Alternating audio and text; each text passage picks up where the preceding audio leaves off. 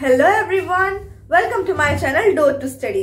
तो आज हम पढ़ेंगे आईसीएसई क्लास 10 सिविक्स का चैप्टर 4 द सुप्रीम कोर्ट। और इस चैप्टर पे ये मेरा पहला वीडियो है, यानी कि पार्ट 1। ओके, तो सुप्रीम कोर्ट जो है आपके सेमेस्टर 2 एग्जाम्स में आने वाले हैं and it's a very important chapter.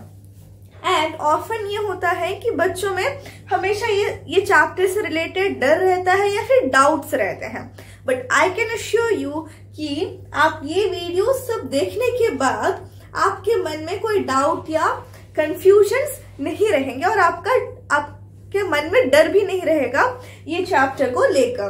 तो टोटल मैं इस चैप्टर के लिए 3 वीडियोस लेने वाली हूँ। द सुप्रीम कोर्ट वाले चैप्टर के लिए टोटल मैं 3 वीडियोस अपलोड करूंगी, जिसमें से ये हमारा पार्ट 1 है। पार्ट 1 में मैं कंपोजिशन, क्वालिफिकेशन ऑफ जजेस, अपॉइंटमेंट, ये सब सुप्रीम कोर्ट से रिगार्डेड है। Okay, then jurisdiction and functions, original jurisdiction, appellate jurisdiction and advisory jurisdiction, ये सारे टॉपिक्स मैं कवर करूंगी। देन पार्ट 2 वाले वीडियोस में मैं कवर करूंगी revisory jurisdiction, judicial review and court of record. Okay, and further part 3 वाले वीडियो में मैं कवर करूंगी enforcement of fundamental rights and writs. Okay, तो रिट्स से रिलेटेड भी थोड़ा कंफ्यूजन रहता है, ये हिबिस कॉर्पस क्या है, कोवेरेंटो क्या है, मैंडेमस क्या है, सब थोड़ा कंफ्यूजन रहता है। But if you watch the third video, that is part 3 जो अपलोड होने वाला है, अगर आप वो वीडियो देख लेंगे then definitely there will be no doubts in your mind. Okay, confusion भी नहीं रहेगा। So yes, one more thing, semester 2 के लिए आपके ज्योग्राफी का पूरा सिलेबस मैं ऑलरेडी अपलोड कर चुकी हूँ। Okay, and history and civics की बात करें, देन हिस्ट्री सिविक्स में आपका हिस्ट्री से first world war, rise of dictatorship, second world war and United Nations and major agencies of United Nations, इतने सारे चैप्टर्स ऑलरेडी अपलोडेड है। बस non aligned movement NAM upload करना बाकी है, जो जल्द ही अपलोड हो जाएगा।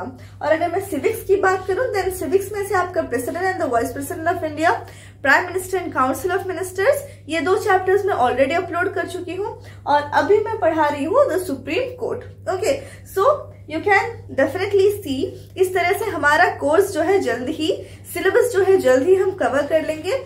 फिर हम शुरू करेंगे MCQ practice and furthermore as you know कि सेमेस्टर 2 में पूरे एमसीक्यूज नहीं आने वाले हैं, आपका सब्जेक्टिव टाइप क्वेश्चंस भी होंगे। तो आपका जिस तरह का एग्जाम पेपर पैटर्न रहेगा उस तरह के क्वेश्चंस हम प्रैक्टिस करेंगे। Okay, so now without wasting time let's get started. तो supreme court Indian judiciary system, India के जुडिशियरी सिस्टम का हेड है हमारा सुप्रीम कोर्ट। ओके, तो इंडिया में एज यू नो मीन्स 2 तरह की गवर्नमेंट, एक सेंट्रल गवर्नमेंट और एक state government, but this does not apply for the constitution of India. पूरे इंडिया में that is central government, central issues हो या स्टेट इश्यूज हो, सबके लिए हम एक ही कॉन्स्टिट्यूशन को हम रेफर करते हैं। इसी वजह से जुडिशियरी में कोई बाइफर्केशन नहीं है। Understood? It's an integrated, single integrated judiciary system, यानी कि पूरे जुडिशियरी सिस्टम के एपेक्स में हमारा सुप्रीम कोर्ट है, जिसके नीचे हाई कोर्ट्स, डिस्ट्रिक्ट कोर्ट्स, इस तरह के कोर्ट्स आते हैं। अंडरस्टूड? तो सुप्रीम कोर्ट जो है, इसके पास इतना पावर होता है कि वो जो दूसरे इसके लोअर कोर्ट्स है, यानी कि हाई कोर्ट्स और डिस्ट्रिक्ट कोर्ट्स को अपना आदेश दे, और अगर वो लोग कुछ गलत कर रहे हैं, ये कोर्ट्स में कुछ गलत फैसला दिया गया है, देन उसे करेक्ट करे और ऑर्डर्स दे, ये सबका पावर सुप्रीम कोर्ट के पास होता है। Understood? And all cases means lower court से, सपोज डिस्ट्रिक्ट कोर्ट में कोई केस चल रहा था और कोई डिसीजन भी लिया गया, but the person who filed the case, he was not satisfied with the decision, then he can surely file a petition,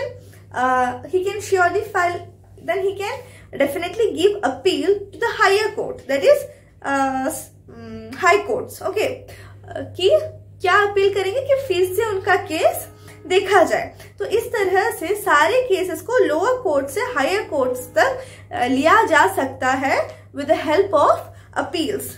understood?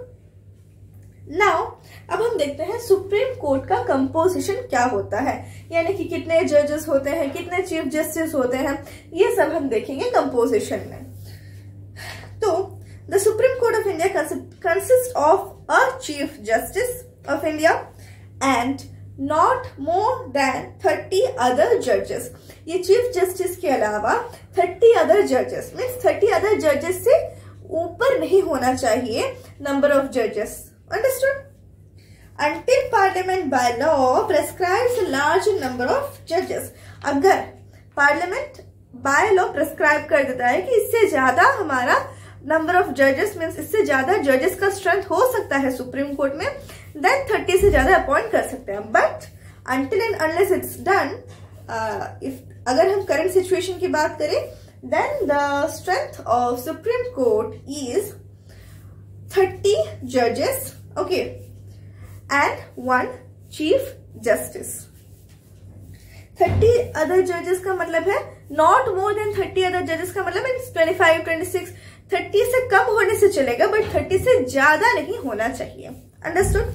हाँ, वन मोर थिंग मैं कहना भूल गई कि जो वीडियो मैं आपको मीन्स मेरे वीडियोस में मैं आपका जो रिड्यूस्ड सिलेबस है मैं उसी को फॉलो कर रही हूँ। अंडरस्टूड? तो जो आपके सिलेबस में नहीं है वो मैं आपको नहीं पढ़ा रही हूँ। And one more thing for your information कि आपका रिड्यूस्ड सिलेबस क्या है उसका पेज बाय पेज एक्सप्लेनेशन मैं अपने चैनल पे ऑलरेडी अपलोड कर चुकी हूँ, both for history and geography. Understood? Okay, अब हम बात करेंगे क्वालिफिकेशंस फॉर अपॉइंटमेंट एज जज of supreme court. A person is not qualified for appointment as a judge of the Supreme Court unless he is a citizen of India। तो पहली बात जो है, सुप्रीम कोर्ट का जो जज है वो एक सिटीजन ऑफ इंडिया ही सुप्रीम कोर्ट का जज बन सकता है। नेक्स्ट आगे देखते हैं, has been for at least 5 years a judge of a high court or of 2 or more such courts in succession. यानी कि एक जज जो है सुप्रीम कोर्ट का जज तभी बन सकता है अगर वो जज एक हाई कोर्ट में 5 साल के लिए, मीन्स मिनिमम 5 years के लिए कंटिन्यूअसली वर्क किए हो, या फिर मीन्स कोई जज है जो पहले एक जगह पे था, देन फिर उनका ट्रांसफर और कहीं पर हो गया, देन और कहीं पर हो गया, देन क्या वो अपना जो 5 year का जो टेन्योर है वो एक ही हाई कोर्ट में नहीं कंप्लीट किया है। सो वही बोला गया है, और ऑफ 2 और मोर सच कोर्ट्स। अंडरस्टूड? मीन्स एक हाई कोर्ट में या फिर उससे ज्यादा हाई कोर्ट में कंटिन्यूअसली इन सक्सेशन लिखा गया है ना, मीन्स एक के बाद एक बिना कोई गैप के कंटिन्यूअसली मिनिमम 5 years काम किए हो, मिनिमम। अंडरस्टूड? देन और उसके अलावा या फिर क्या हो सकता है, has been for at least 10 years an advocate of a high court or of 2 or more such courts in succession। इससे पहले वाले था 5 साल के लिए, मिनिमम 5 साल के लिए जज। दूसरा है, या फिर एक व्यक्ति जो हाई कोर्ट में 10 साल के लिए कंटिन्यूअसली एडवोकेट बनकर रह चुके हैं। अंडरस्टूड? तो ये भी सेम कंडीशन अप्लाई होता है कि एक ही हाई कोर्ट में हो, ऐसा कोई मतलब नहीं है। मीन्स पहले वो एक स्टेट में थे, देन और कहीं पर ट्रांसफर हुआ, देन और कहीं पर ट्रांसफर हुआ, जैसा भी इस तरह से ट्रांसफर्ड केसेस भी कंसिडर किया जाता है। मीन्स वो पर्टिकुलर पर्सन एक ही कोर्ट में उनका पूरा 10 years कंप्लीट नहीं किए हैं, then also he would be consider if he has completed this 10 years in succession। Means ऐसा नहीं हुआ हो कि सपोज 3 years के लिए वो कोई पर्टिकुलर स्टेट के हाई कोर्ट में एडवोकेट थे, देन वो 2 year फिर कहीं पर एडवोकेट नहीं थे, देन फिर वो और कोई स्टेट के हाई कोर्ट में फिर एडवोकेट बन के रुके, देन इस तरह के केसेस को कंसिडर नहीं किया जाएगा सक्सेशन में। अंडरस्टूड? और ओके, और is in the opinion of the president a distinguished jurist, या फिर प्रेसिडेंट का ओपिनियन हो कि ये जो पर्टिकुलर पर्सन है, ये जो पर्टिकुलर व्यक्ति है, ये एक डिस्टिंग्विश्ड ज्यूरिस्ट है, यानी कि ये means he is a good जज, means he is very impartial, means president अपना ओपिनियन दे कि ये पर्टिकुलर पर्सन एक अच्छा ज्यूरिस्ट है। अंडरस्टूड? तो ये है means a person has to fulfil two condition. पहला कंडीशन है कि वो person citizen of India, means वो जो पर्टिकुलर पर्सन है वो इंडिया का एक सिटीजन होना चाहिए। दूसरा कंडीशन में ये जो 3 पॉइंट्स लिखा गया है, means has been for at least 5 years a जज ऑफ हाई कोर्ट और of 2 or more such courts in succession, और has been for at least 10 years an advocate of a high court और of 2 or more such courts in succession, और is in the opinion of the president a distinguished jurist. Understood? यह है हमारा qualification of judges. तो इधर हमारा composition भी हो गया and qualification भी हो गया। नेक्स्ट हम बात करेंगे अपॉइंटमेंट का, कि जो जजेस है, जो चीफ जस्टिस है, इन सब का अपॉइंटमेंट कैसे होता है। ओके, सो लेट्स सी कैसे होता है। एवरी जज of the supreme court is appointed by the President of India, understood, in consultation with the judges of Supreme Court and of High Court, besides the Council of Ministers. Okay. तो supreme court के जज को कौन appoint करता है? President appoint करते हैं। Understood? अब ये अपॉइंट करने से पहले जो जजेस है सुप्रीम कोर्ट के एंड जो चीफ जस्टिस है सुप्रीम कोर्ट के एंड जो फर्दर जजेस है हाई कोर्ट के, इन सब के साथ कंसल्ट किया जाता है। मीन्स इन सब का रिकमेंडेशन लिया जाता है, इन सब के साथ डिस्कस किया जाता है। अगर वो देन ओनली अपॉइंटमेंट होता है सुप्रीम कोर्ट के लिए एक जज का। In case of appointment of a judge other than the Chief Justice of India shall be consulted, as I said. Consultation would generally mean concurrence. In case of the Chief Justice, usually the senior most judge of the Supreme Court is appointed. Okay. तो chief justice का जब appointment होता है, then generally क्या होता है, जो हमारा सुप्रीम कोर्ट है उसके सीनियर मोस्ट जजेस को जज को चीफ जस्टिस के तौर पर अपॉइंट किया जाता है। Okay, now when the chief justice is unable to perform the duties of his office by reason of absence or otherwise, the president may appoint another judge of the Supreme Court as the acting chief justice.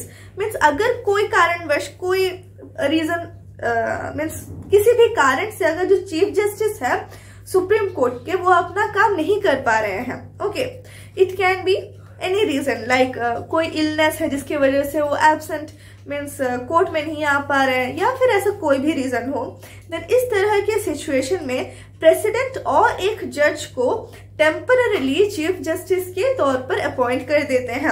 Understood? And he will do all the duties of the chief justice of India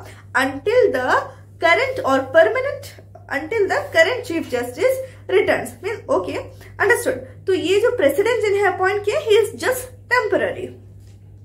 तो ये था appointment के बारे में। Next है appointment of ad hoc जजेस। Okay, तो ad hoc जजेस वो जजेस होते हैं जिन्हें कोई स्पेशल पर्पस के लिए and further for a special reason, okay, कोई पर्टिकुलर केस के लिए अपॉइंट किया जाता है। तो ये जजेस जो है ये टेम्पररी होते हैं, बस वो पर्टिकुलर केस के लिए उन्हें अपॉइंट किया जाता है। देन जब वो केस रिजॉल्व हो जाता है, then they again return to their original court और original position. Okay, so the chief justice may appoint a judge of a high court as an ad hoc judge of the Supreme Court for a period as may be necessary. तो ये power chief justice के पास है कि वो high court के किसी जज को सुप्रीम कोर्ट के एड हॉक जज के तौर पर अपॉइंट करे। अंडरस्टूड? एंड कितना टाइम के लिए वो एड हॉक जज के तौर पर काम कर रहे होंगे सुप्रीम कोर्ट में, ये चीफ जस्टिस ही डिसाइड करेंगे। अंडरस्टूड? या फिर जो कंडीशन है उसके ऊपर वो डिपेंड करेगा। Such appointments are made with the consent of the president and after consultation with the chief justice of the high court concerned। तो ये अपॉइंटमेंट्स के लिए भी कंसल्ट करना पड़ेगा। किसको कंसल्ट करेंगे? प्रेसिडेंट को कंसल्ट करेंगे। एंड फर्दरमोर जो हाई कोर्ट के, लेट्स सपोज ओडिशा के हाई कोर्ट के कोई जज को अपॉइंट कर रहे हैं एज द एडहॉक जज of the supreme court, then chief justice of India को ओडिशा के हाई कोर्ट के जज के साथ कंसल्ट करना पड़ेगा कि मीन्स दैट पर्टिकुलर जज को हम इधर एडहॉक जज के तौर पर अपॉइंट करने वाले हैं। अंडरस्टूड? ओके, तो ओडिशा के हाई कोर्ट के चीफ जस्टिस के साथ chief justice of India consult करेंगे ये matter. Understood? The chief justice may at any time with previous consent of the president request attendance of retired judges of the supreme courts or high courts to act as judge of the supreme court। Okay, तो appointment of ad hoc जजेस में पहले हम देखें कि पहला बात तो है कि एडहॉक जजेस का मतलब क्या है, जो मैं ऑलरेडी एक्सप्लेन कर चुकी हूँ। जजेस appointed by a special procedure for a special case और for a special time period, ये होता है एडहॉक जजेस के बारे में। Means who are they? Understood? कैसे अपॉइंट करते हैं? हाई कोर्ट के किसी भी जज को अगर चीफ जस्टिस ऑफ इंडिया चाहते हैं कि वो सुप्रीम कोर्ट के एडहॉक जज के तौर पर उन्हें अपॉइंट किया जाए, देन चीफ जस्टिस अपॉइंट करेंगे। देन ये अपॉइंटमेंट से पहले chief justice of India president of India के साथ एंड फर्दरमोर जिस हाई कोर्ट के वो जज है वो हाई कोर्ट के चीफ जस्टिस के साथ, ये दोनों से कंसल्ट करेंगे एंड देन ही वो पर्टिकुलर जज को सुप्रीम कोर्ट के एडहॉक जज के तौर पर अपॉइंट करेंगे। इतना आपको समझ में आ गया। Furthermore chief justice of India अगर चाहे देन वो सुप्रीम कोर्ट के एंड हाई कोर्ट के रिटायर्ड जजेस को वापस बुला सकते हैं कुछ पीरियड ऑफ टाइम के लिए टू एक्ट एज द जजेस ऑफ सुप्रीम कोर्ट। इधर भी उन्हें फिर से कंसल्ट करना पड़ेगा प्रेसिडेंट से। अंडरस्टूड? तो ये था हमारा अपॉइंटमेंट एज एडहॉक जजेस। So with this we cover appointment. Okay, now term of office के बारे में बात करते हैं। ओके, सो सुप्रीम कोर्ट के एक जज जो है उनके ऑफिस को तब तक होल्ड कर सकते हैं जब तक उनको 65 इयर्स ऑफ एज नहीं हुआ है। Understood? Means a person can stay in office until he has attained the age of 65 years. 65 years के बाद वो रिटायर करते हैं। Understood? A judge may resign his office by submitting his resignation letter to the president. A judge of the Supreme Court cannot be removed from office except by an order of the president on the ground of proved misbehavior or incapacity. Okay, तो supreme court के एक जज को यूं ही अपने position से निकाला नहीं जा सकता। Okay, until and unless president of India जो है वो ऑर्डर दे कि ये इस पर्टिकुलर पर्सन जो है मिसबिहेव कर रहे हैं या फिर अपना ड्यूटी जो है वो अच्छी तरह से नहीं निभा पा रहे हैं, इनकैपेसिटी है, इस केसेस मीन्स इस तरह के ऑर्डर जब प्रेसिडेंट ऑफ इंडिया देंगे तब जाके ही वो पर्टिकुलर पर्सन, वो पर्टिकुलर जज ऑफ सुप्रीम कोर्ट को हटाया जा सकता है अपने ऑफिस से। सच एन ऑर्डर, और इस तरह के ऑर्डर कब पास होता है? Let's see. Such an order is passed after an address by each house of parliament supported by a majority of the total membership of that house and by a majority of not less than 2/3 of the members of the house present and voting for such removal. This procedure is known as impeachment. तो इस तरह का removal जो किया जाता है जजेस का, ये प्रोसीजर को कहा जाता है इम्पीचमेंट। तो इम्पीचमेंट में क्या होता है?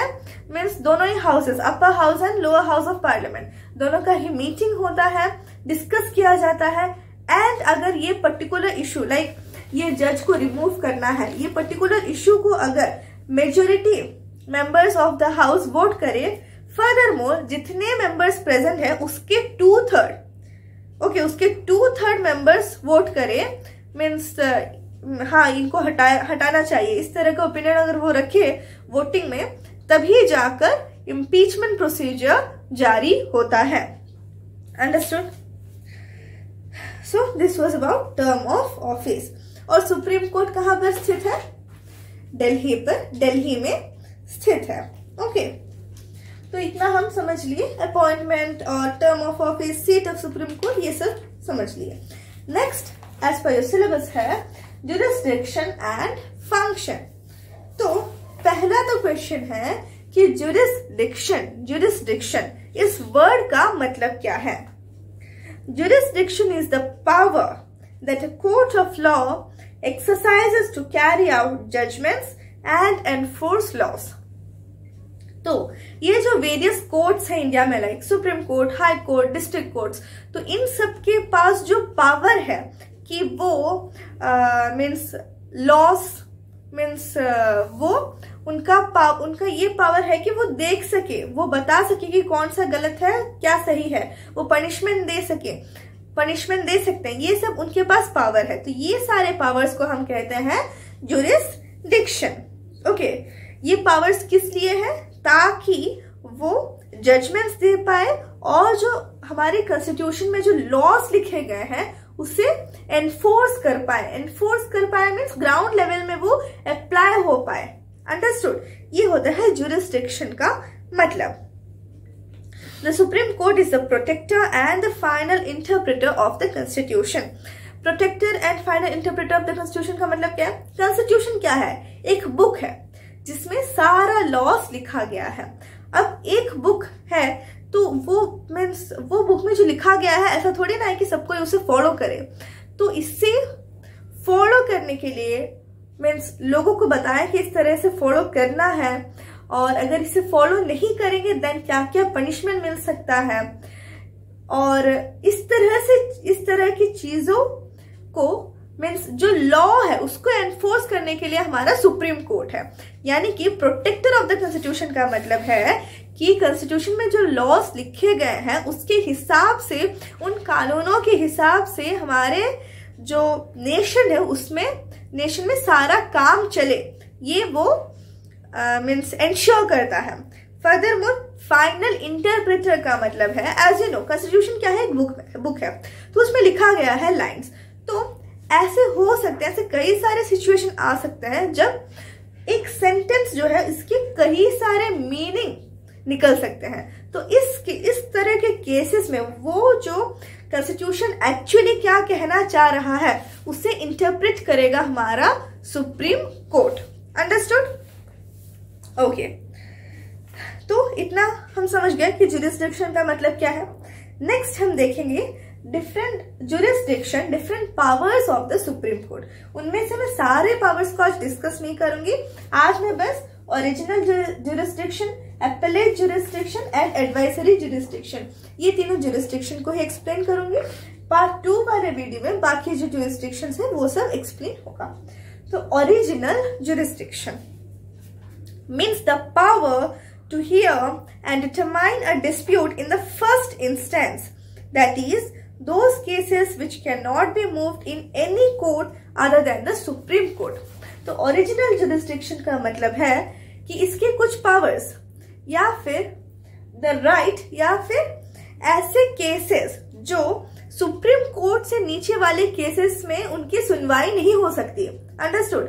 मीन्स इस तरह के बहुत सारे केसेस हैं जो डायरेक्ट इस तरह की डिस्प्यूट्स जो डायरेक्ट सॉल्व होंगे सुप्रीम कोर्ट में, जिससे रिलेटेड केसेस बस हम सुप्रीम कोर्ट में ही फाइल करवा सकते हैं, और कोई कोर्ट में इससे नीचे जो लोअर कोर्ट्स है like high courts and district courts में इन मीन्स उस तरह के केसेस की सुनवाई ही नहीं होती है। Understood? So means the power to hear and determine a dispute in the first instance, इस तरह के डिस्प्यूट्स जिसकी पहली ही सुनवाई सुप्रीम कोर्ट में होती है। नहीं तो बाकी तरह के केसेस में क्या होता है, पहले वो सपोज डिस्ट्रिक्ट कोर्ट में अप्लाई किए रहते, मीन्स डिस्ट्रिक्ट कोर्ट में अपील किए रहते हैं, देन उनका जो डिसीजन आया वो अगर उन्हें सेटिस्फाई नहीं हुआ देन वो हाई कोर्ट में करेंगे, देन सुप्रीम कोर्ट में, इस तरह से लोअर कोर्ट से आ रहा है। अंडरस्टूड। बट ओरिजिनल जुरिस्डिक्शन के अंदर जो सब डिस्प्यूट्स, जो सब मैटर्स आते हैं, उन सब से रिलेटेड केसेस को पहले ही सुप्रीम कोर्ट में सुनवाई होगी। अंडरस्टूड। अब देखते हैं कौन कौन से केसेस। पहला है सेंटर स्टेट और inter state disputes. Okay, means central government और एंड स्टेट गवर्नमेंट, इन दोनों के बीच में अगर कोई डिस्प्यूट है या फिर दो स्टेट्स के गवर्नमेंट के बीच में कोई डिस्प्यूट्स है, तो इस तरह के डिस्प्यूट सारे सेटल्ड होते हैं हमारे सुप्रीम कोर्ट में, और कोई भी कोर्ट में इस तरह के केसेस की सुनवाई नहीं हो सकती। Understood. See, between government of India and one और more states. Understood. Between government of India and any state और state on one side and one or more states on the other, and third between two or more states। ये सब मैं already आपको बता चुकी हूँ। Exception: this jurisdiction shall not extend to a dispute arising out of a treaty, agreement, etc. which is in operation।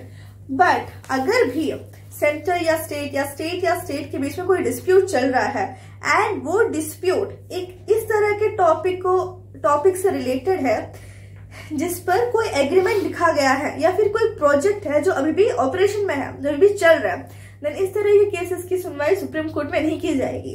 Understood. In certain other matters such as interstate water disputes, matters referred to finance commission etc.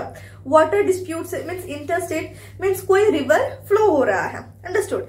and वो river जो है बस एक ही state में flow नहीं हो रहा है, दो स्टेट में वो रिवर फ्लो हो रहा है, देन एक डिस्प्यूट आ सकता है कि इस रिवर का जो वाटर है ये हम यूज करेंगे या फिर हम यूज करेंगे। तो अगर दो स्टेट्स है A and B, then dispute can arise कि ये जो रिवर का वाटर है, स्टेट ए बोलेगा कि इसका ओरिजिन हमारे स्टेट से हुआ है तो हम यूज करेंगे, स्टेट बी बोलेगा कि इसका मेजर पोर्शन हमारे स्टेट में फ्लो करता है तो हम यूज करेंगे, या फिर मीन्स इस तरह के वाटर रिलेटेड इश्यूज हो सकते हैं। तो ये सब इश्यूज जो है ये सुप्रीम कोर्ट में सुनवाई नहीं होती। Next is adjustment of certain expenses and pensions between the union and states. Okay, ये है एक्सेप्शन। नेक्स्ट है प्रोटेक्शन ऑफ फंडामेंटल राइट्स, यानी कि फंडामेंटल राइट्स से रिलेटेड कोई भी इशू हो। ओके, फंडामेंटल राइट्स से रिलेटेड कोई भी इशू हो, मीन्स ऐसा कोई केस है जहां पर फंडामेंटल राइट ही प्रोटेक्ट नहीं हो रहा है, देन उस तरह के केसेस की पहली सुनवाई होगी हमारे सुप्रीम कोर्ट में। Understood. The original jurisdiction also extends to cases of violation of the fundamental rights of individuals, and the court can issue several writs for the enforcement of these rights. Any individual can approach the Supreme Court in case of violation of a fundamental right. Understood? As I said, जब मैं बोली. Okay. Next is transfer of cases from lower courts. Under Article 139A, inserted by the 44th Amendment in 1978, the Supreme Court may transfer to itself cases from one or more high courts if these involve questions of law or cases are of great importance. The Supreme Court may transfer cases from one high court to another in the interest of justice. Okay. Transfer of cases from lower courts का मतलब है high court में suppose कोई case चल रहा है and ये जो केस है इसका बहुत ही मीन्स ये case this involve questions of law और are of great importance, means ये केस का जो भी सुनवाई होगी वो एक बहुत ही बड़ा what you can say impact होगा, उसका एक बहुत ही बड़ा इम्पैक्ट होगा पूरे पब्लिक पर, या फिर वो केस की सुनवाई या फिर वो केस में एक बहुत ही बड़ा लॉ से रिलेटेड क्वेश्चन आ रहा है। मीन्स अगर वो केस मीन्स बहुत ही क्रिटिकल केस है जिसकी सुनवाई मीन्स अगर थोड़ा सी भी उसके जजमेंट में गलती हो गया, then it will put a question mark on law of India. तो इस तरह के केसेस को सुप्रीम कोर्ट खुद लोअर कोर्ट से अपने पास मीन सुप्रीम कोर्ट के पास ट्रांसफर करवा लेता है। अंडरस्टूड? या फिर अगर सुप्रीम कोर्ट चाहे then it can also transfer cases from one high court to another in want of justice. Means अगर सुप्रीम कोर्ट को लगा कि इस हाई कोर्ट में अगर इसकी सुनवाई होगी देन बेटर जजमेंट दे पाएंगे, देन वो इस तरह के केसेस को वन हाई कोर्ट से दूसरे हाई कोर्ट को भी ट्रांसफर करा सकते हैं। Next is interpretation of constitution. As I said in the beginning कि सुप्रीम कोर्ट क्या है? प्रोटेक्टर है कॉन्स्टिट्यूशन का एंड फाइनल इंटरप्रेटर भी है कॉन्स्टिट्यूशन का। तो इसका मतलब है कॉन्स्टिट्यूशन में क्या है? बहुत सारे वर्ड्स है, बहुत सारे लाइन्स है। तो ऐसे हो सकता है कि अगर हम जस्ट ग्रामेटिकल मीनिंग की तरफ जाए, अगर हम जस्ट ग्रामेटिकल मीनिंग की तरफ जाए, देन जो कॉन्स्टिट्यूशन हमसे कहना चाह रहा है उसका इंटेंशन जो है वो क्लियर ना हो। इसी वजह से supreme court is the interpreter, यानी कि सुप्रीम कोर्ट क्लैरिफाई करेगा कि ये जो वर्ड्स मेंशन्ड है हमारे कॉन्स्टिट्यूशन में उसका इंटेंशन क्या है, वो कहना क्या चाहता है। Understood? So all cases where interpretation of the constitution is required can be directly filed in the Supreme Court.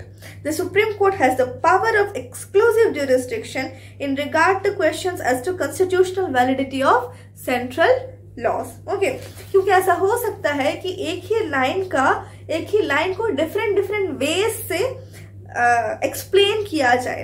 Understood? Okay, तो इसी वजह से हमारे कॉन्स्टिट्यूशन का प्रोटेक्टर एंड फाइनल इंटरप्रेटर होने के नाते सुप्रीम कोर्ट का यह फर्ज बनता है कि वो इस तरह से कॉन्स्टिट्यूशन को इंटरप्रेट करे। ओके, तो ये था हमारा original jurisdiction. So here I see कि हमारा video already half an hour का हो चुका है एंड अगर मैं और भी एक्सटेंड करूं देन ये दोनों टॉपिक्स को पढ़ाते पढ़ाते 1 घंटा हो जाएगा। सो आई विल मीन्स मैं ऑलरेडी ऑल्दो मैं स्टार्टिंग में बोल चुकी थी कि मैं इतना ये टॉपिक्स को भी कवर करूंगी, बट मैं ये टॉपिक्स को पार्ट 2 वाले वीडियो में कवर करूंगी। ओके, तो आज के वीडियो में हम सीखे composition of supreme court, qualification of supreme court, appointment of supreme court, jurisdiction and functions, original jurisdiction. ये दो जो टॉपिक्स है इसे हम कवर करेंगे नेक्स्ट वीडियो में। Okay, so till the next video, keep studying and bye bye.